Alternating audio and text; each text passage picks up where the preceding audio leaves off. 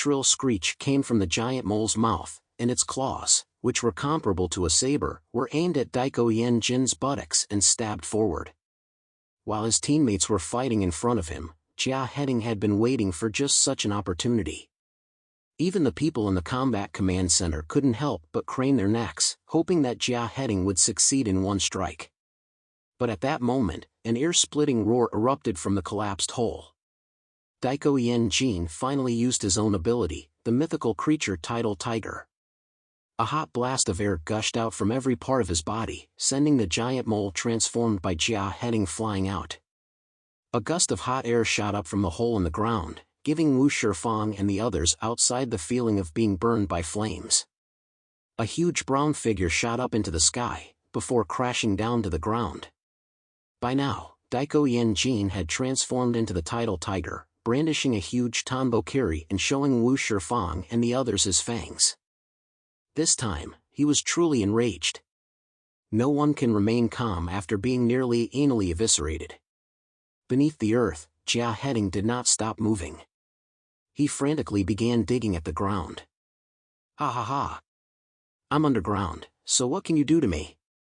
As long as I'm given a suitable opportunity, I will definitely tear out your intestines.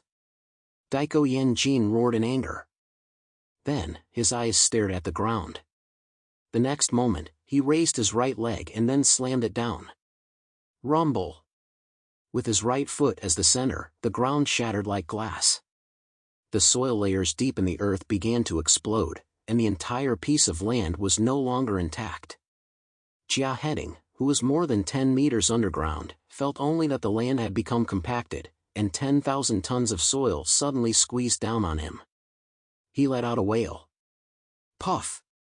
His mouth spurted out blood, and his internal organs seemed to have been squashed into a ball. He lost the ability to move at a depth of 10 meters underground. Although he was not dead yet, he could not maintain his transformation for long.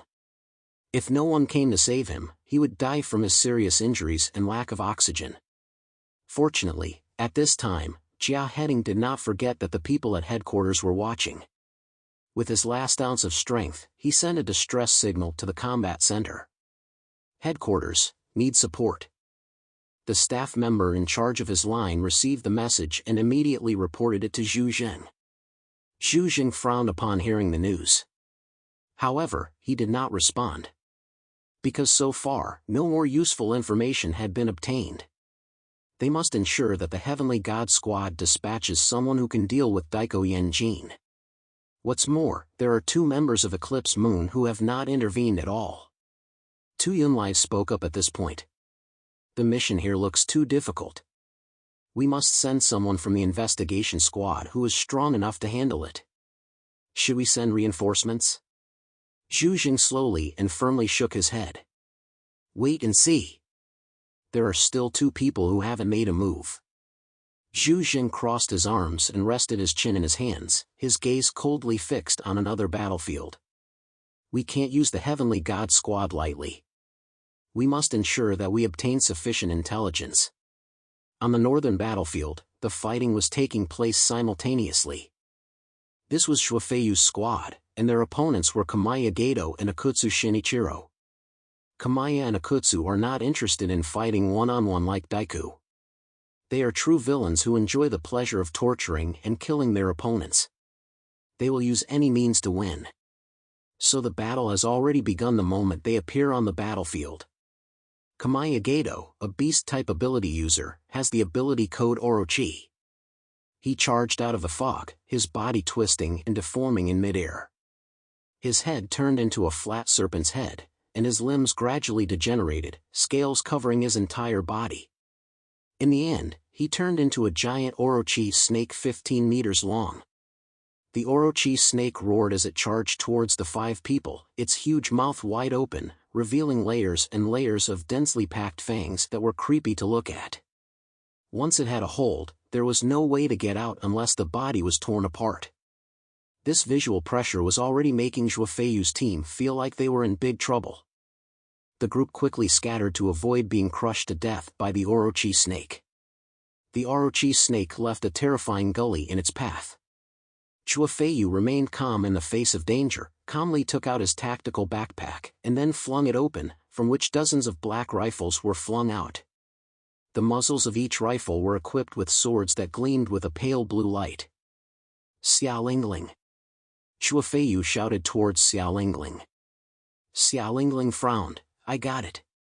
She had just come to a stop on the ground, and as soon as she did, she slammed her right foot down and charged towards the Orochi snake that had returned. She didn't look like a weak woman, but no one expected her sudden burst of strength to be so powerful. Facing the huge snake, she deftly dodged its attacks in the air and then made her way to the tail of the Orochi snake. She wrapped her hands around the tail of the Orochi snake and let out an angry yell, "Yah!" Then, she actually swung this 15-meter-long behemoth directly up in the air, spun a few times in place, and then threw it away. Chua Feiyu raised his hands, and the 36 rifles in front of him formed a line, before they were thrust at the Orochi snake with lightning speed. These were all specially made weapons, hardened with the deadliest toxins. Just a slight scratch on the skin could instantly kill an adult. The Orochi snake saw the flying daggers and a mocking expression flashed in its eyes. These crude weapons could not pierce his hard scales. However, he was a little surprised by the terrifying power of the little girl. After landing, the Orochi snake's tail quickly whipped up into the air, like a long whip, and swept those flying daggers away. However, Chua Feiyu's eyes were fixed on him the whole time. When the Orochi snake's tail lashed out, his fingers simply elegantly curled in the air, and the flying guns made a detour in mid-air, avoiding the Orochi snake's lash. Telekinesis? Interesting. The Orochi snake let out a dull sound from its mouth. And 36 gun blades were already aimed at its head. Bang! The sound of gunfire rang out one after the other, and the dense bullets shot at Orochi snake's body. It doesn't hurt. Orochi snake said mockingly. Chua Feiyu frowned. The bullets used were origin bullets issued by the headquarters, which had a very good restraining effect on mutants. However, Orochi snake's surface was covered in scales, and this stuff was not affected by origin bullets. But just as Orochi snake was gloating, its pupil suddenly felt a gust of wind. Whoosh! A large armor-piercing bullet shot at its eye. Although there was a thick protective film on the eye, it still made Orochi snake's vision go blurry. Who is it? The Orochi snake glared angrily in the direction from which the bullet had come, and after straining his eyes in the distance, he saw that in the distance a cunning sniper was aiming a large sniper rifle at him. An ordinary sniper rifle of course could not harm the Orochi snake, but the veteran Yu Xingyang's ability was able to enhance weapons, giving them even more formidable power.